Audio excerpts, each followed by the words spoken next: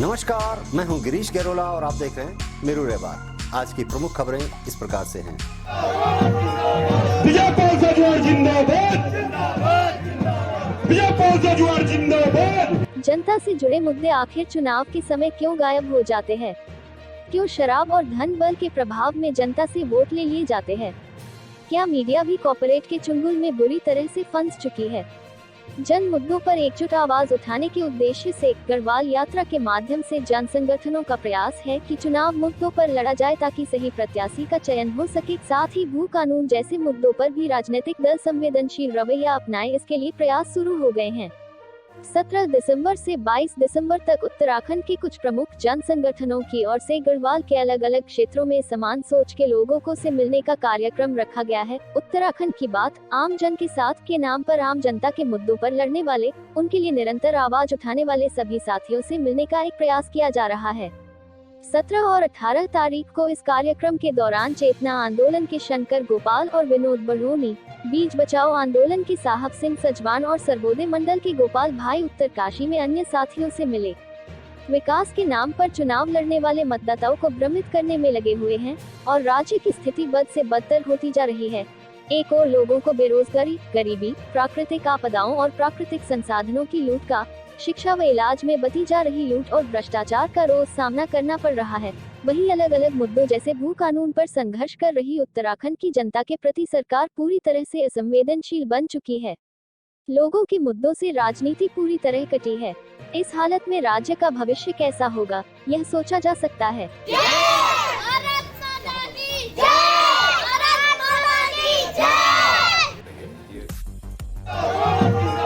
विजयपाल जजुआर जिंदाबाद। 18 तारीख को इस हालत में पब्लिक के पास जनता के जब मौजूदा राजनीति जो है संगठनों का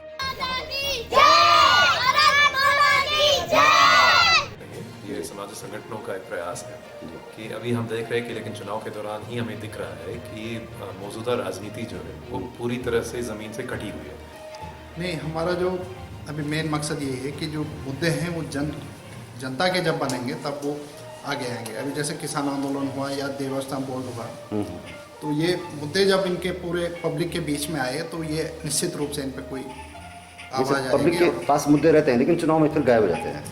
चुनाव में तो ये तो अभी जैसे शंकर भाई ने भी कहा है कि ये कॉर्पोरेट का जो मामला है और जो पूरा शराब माफिया इसमें चुनाव लोकतांत्रिक तरीके से हो तो वो मुद्दे आपके बने रहेंगे, लेकिन ये पूरे जो पैसा तंत्र और ये जो माफिया इसमें पड़ा है, पूरा शराब तंत्र और ये लोगों के जो असली मुद्दे हैं जैसे रोजगार है, जैसे भू कानून हो, जैसे वन अधिकार है, जैसे पानी का जो समस्या है, जैसे प्राकृतिक आपदाएं हैं, ये तो सिर्फ नारा के रूप में कभी कभी दिखता है नेताओं के भाषण में, लेकिन लोगों के जो असली संघर्ष हैं वो कहीं नहीं दिख रहे। तो अभी ये कोशिश ये है कि अलग अलग जगह में जाकर के जो भी जनहित में लड़ने वाली ताकतें हैं, जो लोग हैं, उनसे मिलकर कोशिश ये की जा रही है कि कुछ मुद्दों पे हम सहमति बना दें और फिर संयुक्त रूप से आंदोलन हम करें राज्य भर में। ये मुद्दे तो हम तो यहाँ उत्तरकाशी में मुद्दे उठाते रहते हैं जनता की बुनियाद से, चाहे किसानों का मुद्दे हो, चाहे मजदूरों के मुद्दे हो, चाहे महंगाई का हो। हमें लगता है कि चुनाव में बहुत सारे कारण हैं इसके लिए, लेकिन ये है कि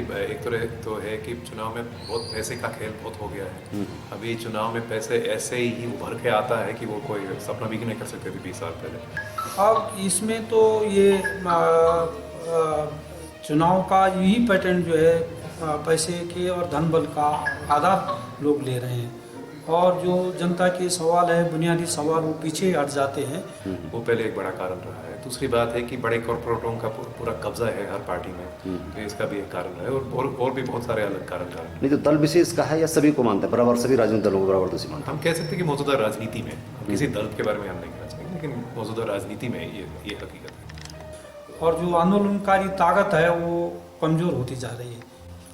स्थानीय दलों का तो ये तो ही स्थानीय दल होंगे तो फिर आपका हाईकमान खत्म हो जाएगा। अच्छा, ये क्या मानते हैं आपकी राजनीति ही परिवर्तन ला सकती है? सरकार जब बनती है चुनाव में यही परिवर्तन ला सकते हैं या कुछ और भी तरीका हो सकता है इन चीज़ों के लिए? नहीं, जन आंदोलन तो सबसे बड़ी ताकत है, वही परिवर्तन ला सकते हैं।